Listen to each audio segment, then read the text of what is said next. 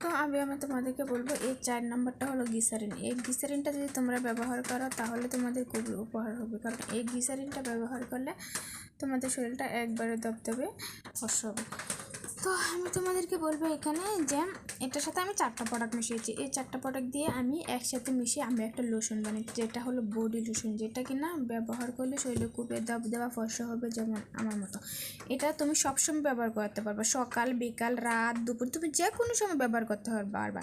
এতে তোমার কোনো সার্টিফিকেট নাই, কোনো কেমিক্যাল নাই, যাতে তোমাদের এটাতে কোনো ইফেক্ট নাই। কারণ এটা আমরা রোদ্রের থেকেও আমি ব্যবহার মানে অনেকে রান্না করতে যাও, অনেকে নাইট ক্রিম ব্যবহার করো, বাজার থেকে অনেক কেমিক্যাল ক্রিম ব্যবহার করো, যেটা ব্যবহার করলে কিন্তু তোমাদের শরীরে অনেক ক্ষতি করে।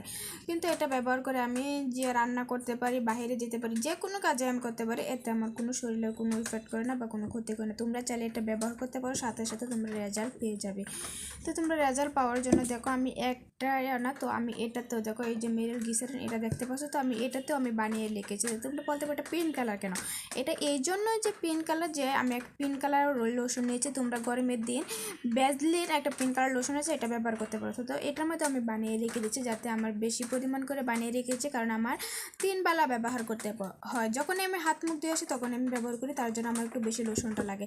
এটা যখন সবসময় ব্যবহার করবো তাহলে তোমাদের শরীরে, তো এরকম যদি তোমরা দবদবে ফর্সা করতে চাও বা স্কিনটাকে এত ব্রাইটেন করতে চাও, তাহলে তোমরা এরকমভাবে এরকম একটা ক্রিম ঘরে বসে বানিয়ে নিতে পারো। এত খুব সহজ। তো তোমরা বাজারেও যেতে হবে না, ঘরে বসে এরকম একটা মাত্র একটা সিরাম কিনে নিয়ে আসবে। তোমরা যদি সিরাম না দিতে পারো তাহলে তোমরা ভিটামিন যে ক্যাপসুল ওইটা দিতে পারো।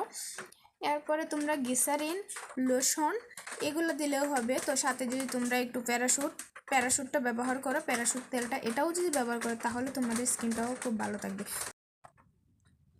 অনেক আপুরা বলো যে আপু তোমাদের হাত পা গুলো দেখি, তো অনেক আপুরা আমাকে কমেন্ট করে বলে আপু তোমাদের হাত পাগুলো কীরকম পরিষ্কার হয়েছে ফেস প্যাকগুলো ব্যবহার করে। তাহলে আমি তোমাদেরকে দেখালাম। প্রথমে আমি তোমাদেরকে পাটা দেখাবো। দেখো আমার এই যে এই দাগগুলো, এখানে অনেক দাগ ছিল, এই যে এই জায়গায় অনেক কালো দাগ ছিল। দেখো তোমাদেরকে আমি বলে দিই যে এই জায়গার মধ্যে অনেক কালো দাগ ছিল। তো এই সব কালো দাগগুলো আমার চলে গেছে এই ফেস প্যাকটা ব্যবহার করে। আমি প্রতিনিয়ত রাত দিন আমি এই ফেস প্যাকগুলো ব্যবহার করি, কারণ এই ফেস প্যাকগুলো আমার অনেক উপকার দিয়েছে। তো এই ফেস প্যাকগুলো ব্যবহার করাতে দেখো আমার হাত পা শরীর পুরো ফর্সা হয়ে গেছে, আমার শরীরটাও একবারে ফর্সা হয়ে গেছে। তো তোমরা যারা এভাবে হাত পা পরিষ্কার করতে চাও, পুরো শরীর পরিষ্কার করতে চাও, তাদের জন্য এই ভিডিওটা দিয়ে দিলাম। তো তোমরা ভালো করে দেখি নাও।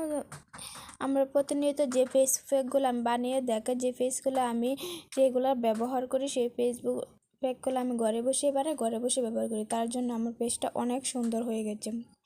তোমরা চাইলেও এভাবে ব্যবহার করতে পারো।